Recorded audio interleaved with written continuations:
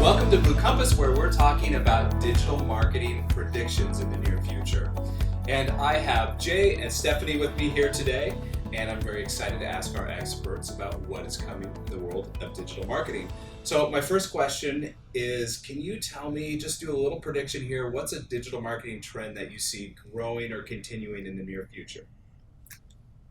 I think one of the main things that we're seeing now, especially with Google having their cookie policies changing, is a movement toward the importance of first-party data. So data you actually have ownership of, people that visit your site, data you have in your CRM, email lists, the communities that you create on social or on other independent platforms. That's going to become so important as you have less data across several domains or sites across the internet. And this is as opposed to third-party data, which is what we normally rely upon now. And what's third-party data?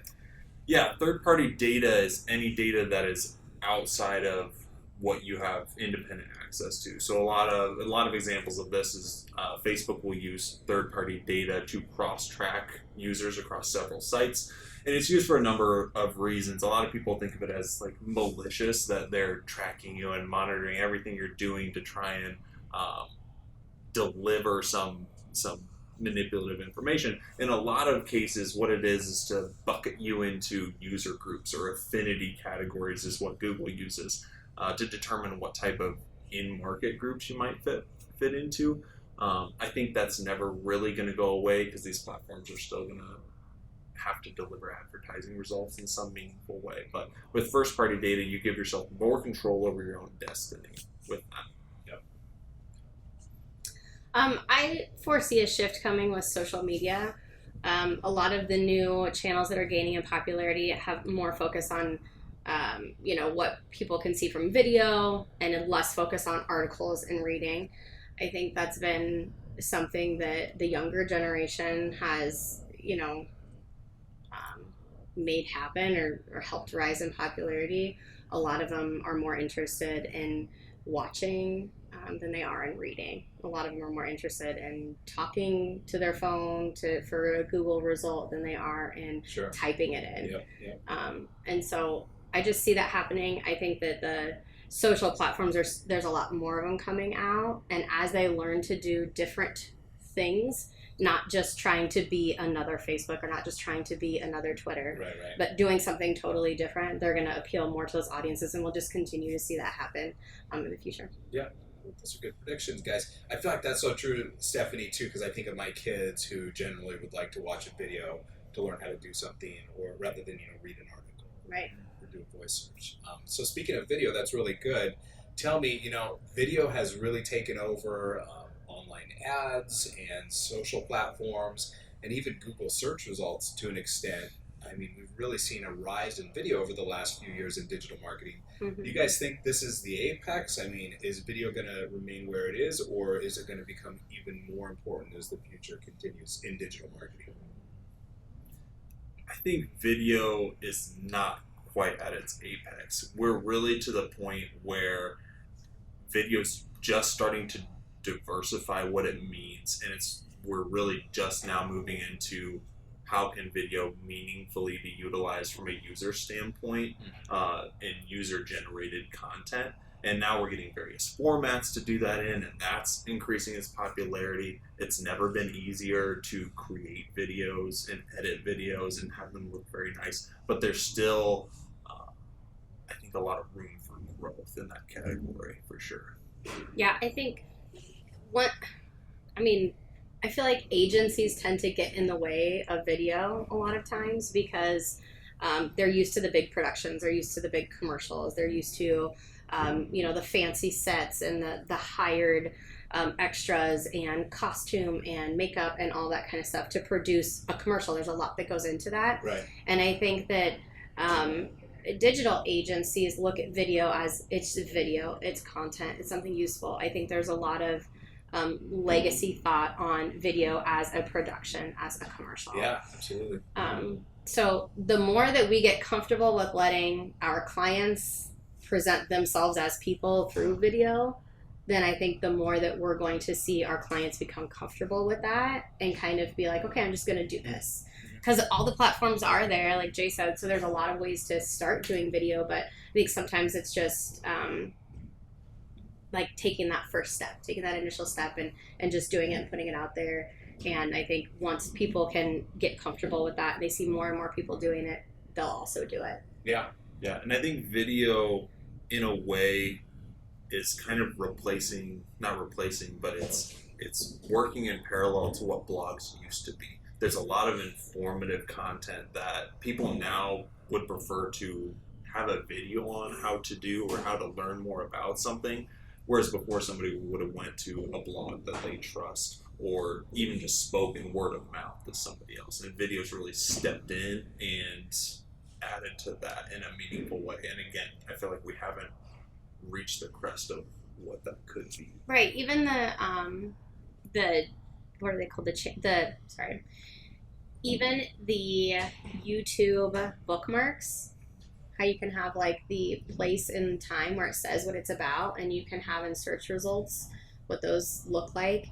That I think is another example of the platforms are still learning how they can make video useful for people. Sure. Yeah. So I am a person who I wouldn't want to use a video until I started seeing those. And then it's like, now I know where to go on the video. Now I know what part I need to talk about. I don't have to sit there in a crowded place and listen to 12 minutes of this video to hear the one little thing. Sure. So I think as platforms like YouTube and like Google, Vimeo start to get more comfortable with and start to explore the ways that they can make video more useful for the end user, then it's also only going to continue to increase.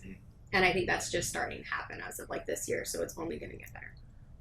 And then, sorry, to go on to your point about production value, that I think is another legacy. It is that legacy thought that you were talking about, because they perceived production value as engagement. Like a Super Bowl ad needs to be super memorable, needs to be super high production value to get the result that they're looking for in return.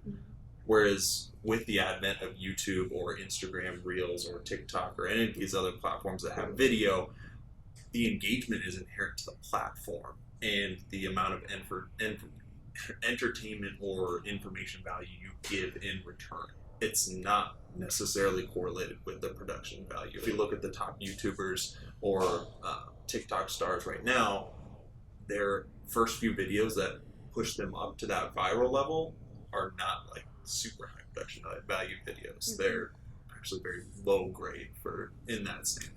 And I think it's important to say, like, we're not saying that high production value videos aren't important. They are. There's a time, there's a place, you need them for certain things. But I think as we're talking about the expanding popularity of video, that kind of high investment video isn't going to increase. We're not going to see a bunch more of those. What we're going to see a bunch more of, what we're going to start to consume more of, is those user-generated videos.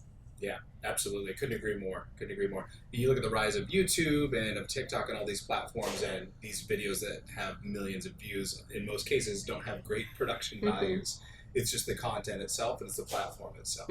So I think that's absolutely true. And we are really held captive in a lot of ways, even today, in this modern era, by the Hollywood production standard that many traditional agencies think need to go into every video.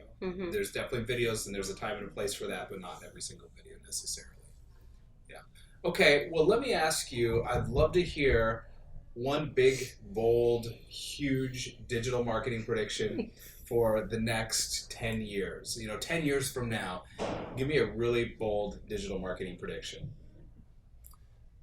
I don't know how bold this is because it's already happening to an extent, but with the limitations that we're getting with tracking and targeting, moving more towards first-party data, and the growing number of people that are using live streaming services for shows and for live sports and things, I believe that those high-impact ad units for advertisers are going to become more important, because it's going to be harder to narrow down to and impact your market of users with the limited data we're going to have.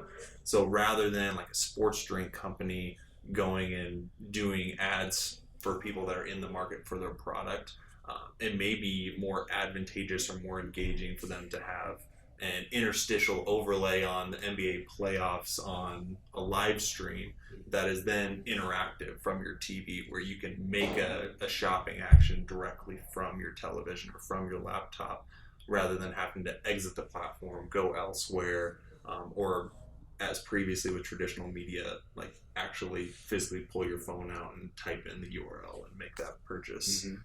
It's less disruptive that way, and it'll be more ingrained in the experience of that entertainment or that platform. Excellent. On the same vein, we were talking about this earlier, and it's almost like Google Lens. You can pull it out and you can scan an area and it'll be like, oh, here's this product on Amazon, or here's this product at, you know, your favorite store. You can get this at Target for whatever price. Like, that could be coming to your TV, you know. So we had fun brainstorming about that. I think for what I would like to say is a bold prediction, what I see happening is Google being done playing the game with people who aren't interested in following their best practices, meaning they're just not going to be on Google. I think it's going to become a privilege to be listed on Google, and we already see it's load more. We already see it's infinite scrolling. So, I mean, that's something that you've predicted is they're going to do away with the pages, and that's happened already. And that was like a 10-year prediction. Right. So that happened very quickly. And I can see that it's no longer that you're fighting to be on pages, since you're not doing that really anymore. You're battling for a position, but you're even fighting to be on Google alone. Yeah. You look at what they're doing with GA4, and they're dumping the data, the historical data that people had in the tracking from Google Analytics. You're not going to be able to have that with GA4. They're not going to keep any more of that information. They're getting rid of holding on to all of this information that they don't find useful and that they don't think that you need useful. So it's not your decision anymore.